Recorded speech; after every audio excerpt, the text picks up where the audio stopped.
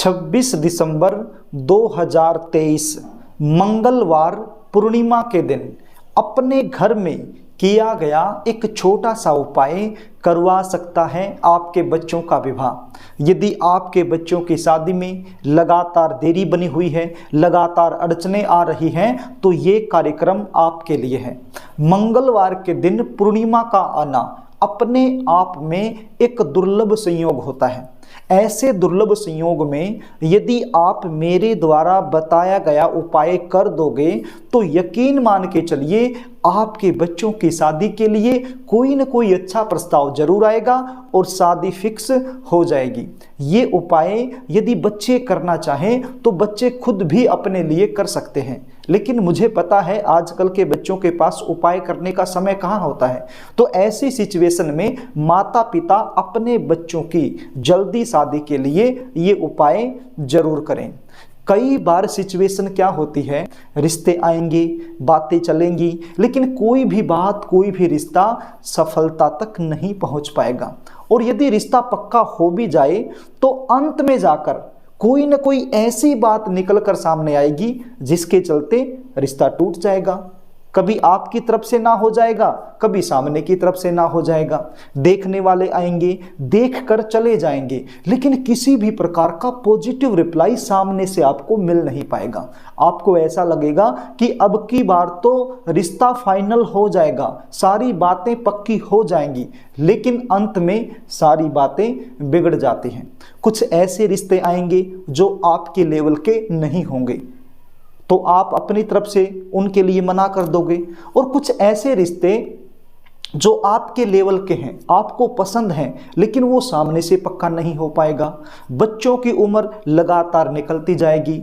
ऐसी सिचुएशन में बच्चे तो परेशान हो ही जाते हैं, लेकिन बच्चों से कहीं ज़्यादा परेशान माता पिता हो जाते हैं, क्योंकि हर माता पिता यही चाहता है कि बच्चों की शादी समय पर हो जाए, उनका घर बस जाए, उनको एक ऐसा जीवन साथी मिल जाए जो जीवन भर उनका साथ निभा सके। तो प्रिय दर्शकों, यदि आप सबके साथ भी ऐसा ही कुछ हो रहा है तो चिंता करने की आवश्यकता नहीं है। जो उपाय आज मैं आपको बताने वाला हूं, इसको अच्छे से समझ लेना है। उपाय बताऊं इससे पहले आपसे निवेदन करना चाहूंगा, यदि आप चैनल पर नए हैं और अभी तक आपने इस चैनल को सब्सक्राइब नहीं किया है तो मुझसे लगातार जुड़े रहने के लिए अभी इस चैनल को सब्सक्राइब कर लीजिए और बेल आइकन को भी प्रेस करके रखिए, ताकि हमारी आने वाली इसी प्रकार की नई वीडियो का नोटिफिकेशन तुरंत आपको मिल जाए और वो वीडियो आप आसानी से देख पाएं। तो प्रिय दर्शकों, अब आप उपाय सुन लीजिए, इसको ध्यान से सुन लीजिए। पहले तो आप ये जान लीजिए ये उपाय आपने कब और कैसे करना है, और ये उपाय करने के लिए आपके पास क्या सामग्री होनी चाहिए। वैसे तो ये उपाय किसी भी मंगलवार के दिन आप कर सकते हो या फिर किसी भी पूर्णिमा के दिन कर सकते हो, लेकिन एक ऐसा संयोग जिस दिन मंगलवार भी हो और पूर्णिमा भी हो, यदि इस दिन ये उपाय किया जाए तो बहुत जल्द फलीभूत होता है। और ऐसा ही एक शुभ संयोग बन रहा है 26 दिसंबर 2023 को। इस दिन मंगलवार है और पूर्णिमा भी आ रही है। तो प्रिय दर्शकों, आपने ये उपाय इसी दिन करना है, और ये उपाय आप सुबह के समय भी कर सकते हो, शाम के समय भी कर सकते हो। जब भी आपको समय लगे उसी समय आप ये उपाय कर सकते हो। ये उपाय करने के लिए आपके पास क्या सामग्री होनी चाहिए, इसको भी आप ध्यान से सुन लीजिए। आपके पास एक पीपल का पत्ता होना चाहिए, बिल्कुल साफ सुथरा पत्ता होना चाहिए, कटा फटा नहीं चलेगा। और क्या चाहिए, एक नारियल आपके पास होना चाहिए, जटा वाला नारियल। आप स्क्रीन पर देख लीजिए, इस प्रकार का नारियल आपके पास होना चाहिए। यदि पानी वाला नारियल आपको मिल जाए तो अति उत्तम है, और यदि पानी वाला नहीं मिलता है तो फिर सूखा नारियल जो जटा वाला आता है वो भी आप ले सकते हो। और क्या चाहिए, एक कलावा आपके पास होना चाहिए। कलावा क्या होता है, जिसको मोली बोलते हैं, रक्षा सूत्र के रूप में हाथ को बांधा जाता है, जो मैंने बांधा हुआ है ये होता है कलावा। तो ये कलावा लाल रंग का होना चाहिए आपके पास। और क्या चाहिए, थोड़ी सी रोली आपके पास होनी चाहिए। रोली क्या होती है? जो तिलक करने के काम आती है। जो मैंने तिलक कर रखा है इसको रोली बोलते हैं। तो ये रोली आपके पास होनी चाहिए। तो ये सारी सामग्री आपके पास होनी चाहिए। यदि आपके घर में पहले से उपलब्ध है तो आप उसको भी प्रयोग में ले सकते हैं, और यदि आपके घर में नहीं है तो आपके आसपास बाजार में आपको आसानी से ये सारी चीज़ें मिल जाएंगी। अब ये उपाय आप सुबह कर रहे हो या शाम को कर रहे हो वो आप देख लीजिए। जब भी आप ये उपाय कर रहे हो तो उससे पहले आपको नहाना होगा। स्नान आदि से निवृत्त होकर के साफ सुथरे धुले हुए वस्त्र पहनकर ये सारी सामग्री लेकर आपने आपके घर का जो पूजा रूम है वहाँ पर जाकर बैठ जाना है। जहाँ पर आप हर रोज दिया बाती करते हैं वहाँ पर बैठकर आपने ये उपाय करना है, और एक शुद्ध देसी घी का दीपक आपने जला लेना है। उसके बाद सबसे पहले आपने गणपति जी महाराज का ध्यान करना है कि हे गणपति जी महाराज, आज मैं अपने बच्चे की शादी में आ रही अड़चनों को दूर करने का ये उपाय कर रही हूँ, आप मुझे सफलता दिलाएं। इस प्रकार से आपने भाव से गणपति जी महाराज से प्रार्थना करनी है। उसके बाद आपने हनुमान जी महाराज से प्रार्थना करनी है कि हे हनुमान जी महाराज, आज मंगलवार का दिन है, पूर्णिमा तिथि है, एक अच्छा संयोग बन रहा है, और इस संयोग में मैं अपने बच्चे की शादी में जो अड़चनें आ रही हैं उनको दूर करने के लिए ये उपाय कर रही हूँ। मेरे बच्चे की शादी जल्द से जल्द हो जाए, कोई अच्छा रिश्ता उसके लिए आ जाए, इसी कामना को लेकर मैं ये उपाय कर रही हूँ। आपकी शरण में हूँ, आप मुझ पर कृपा करें और मेरे इस उपाय को सफल बनाएं। इस प्रकार से आपने प्रार्थना करनी है। प्रार्थना करने के बाद आपने उस पीपल के पत्ते के ऊपर कुछ लिखना है। लिखोगे कैसे? आपके घर में माचिस होगी तो माचिस की एक तिल्ली ले लीजिए और उस तिल्ली पर थोड़ी सी रुई आप लपेट लीजिए एक साइड में। अब रुई लपेट लिया आपने। अब जो मैंने रोली आपको बताई थी उस रोली में थोड़ा सा पानी मिला लीजिए। उस रोली को एक कटोरी में डालकर उसका पेस्ट बना लीजिए थोड़ा सा पानी मिला करके, और उस रोली की सहायता से, उस माचिस की तिल्ली की सहायता से आपने पीपल के पत्ते पर लिखना है। किस साइड में लिखना है? पीपल के दो हिस्से होते हैं, एक साइड थोड़ा सा खुरदरा होता है और एक साइड थोड़ा सा चिकना भाग होता है। तो आपने जो चिकना भाग होता है उसी साइड पर लिखना है, और ऊपर की साइड या नीचे की साइड? ऊपर की साइड आपने लिखना है। जो डंठल वाला भाग होता है, पीपल का जो पत्ता होता है जो तने से जुड़ा होता है, ऊपर वाला भाग आपने ऊपर की साइड में ही लिखना है। क्या लिखना है? सबसे पहले जय श्री राम। क्या लिखना है? जय श्री राम। उसके नीचे आपने लिखना है शुभ विवाह। क्या लिखना है? शुभ विवाह। उसके नीचे आपने लिखना है अपने बच्चे का नाम। यदि आप अपने लड़के के लिए ये उपाय कर रहे हैं तो अपने लड़के का नाम, और यदि लड़की के लिए कर रहे हैं तो अपनी लड़की का नाम, और उसके नीचे लिखना है उम्र।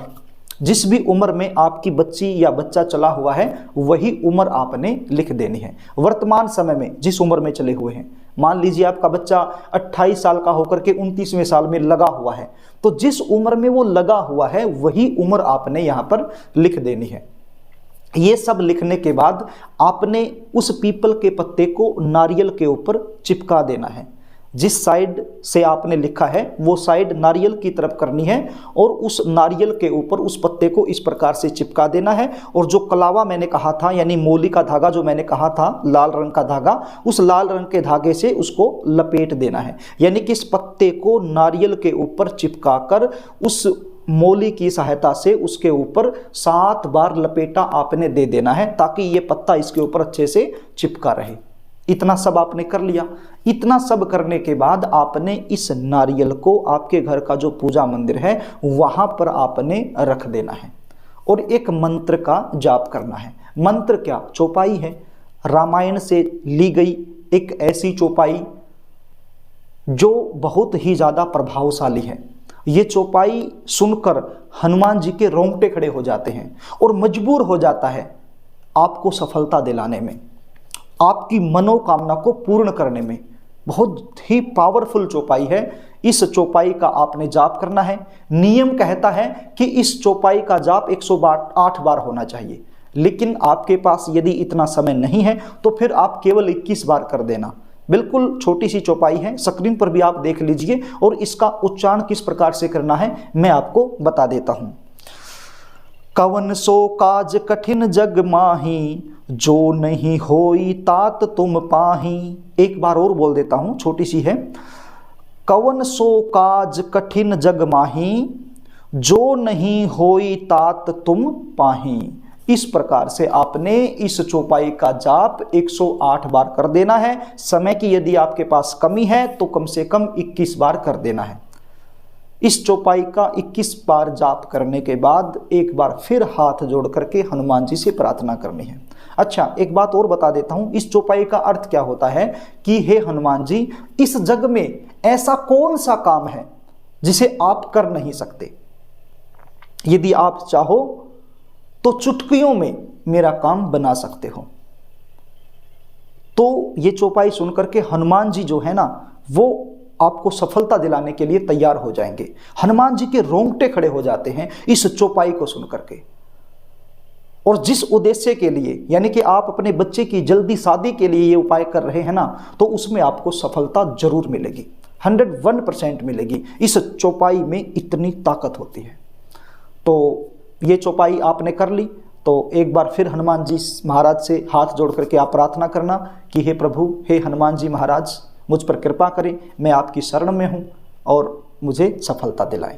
तो ऐसी प्रार्थना करने के बाद आपने इस नारियल को उठाना है और ये नारियल उठा करके आपके आसपास जो भी हनुमान जी का मंदिर है, आपके नज़दीक में जो भी हनुमान जी का मंदिर है, उस हनुमान जी के मंदिर में लेकर इस नारियल को चले जाना है और हनुमान जी की जो प्रतिमा है उस प्रतिमा के सामने आपने इस नारियल को रख देना है और एक बार फिर हाथ जोड़ करके हनुमान जी महाराज से प्रार्थना करनी है कि हे हनुमान जी महाराज, मुझ पर कृपा करें, जिस उद्देश्य के लिए मैंने ये उपाय किया है उस उद्देश्य को पूरा करें। मेरी जो मनोकामना मेरे बच्चों की जल्दी शादी करने की है, उस मनोकामना को अवश्य ही पूर्ण करें। तो इस प्रकार से आपने हाथ जोड़ करके प्रार्थना करके अपने घर को चले आना है। या फिर आप ऑफिस जा रहे हैं, जाते जाते इस नारियल को मंदिर में रखकर जा रहे हैं, तो फिर आप ऑफिस भी जा सकते हैं, कहीं भी जा सकते हैं, बस वो नारियल हनुमान जी के चरणों में आपने रखना है। एक बात का ध्यान और रखना है, जब आप नारियल रख रहे हो हनुमान जी के चरणों में, तो साथ में आपने कुछ दक्षिणा भी रखनी है, यथा संख्या जो भी आपकी मर्जी है, 100 रुपये,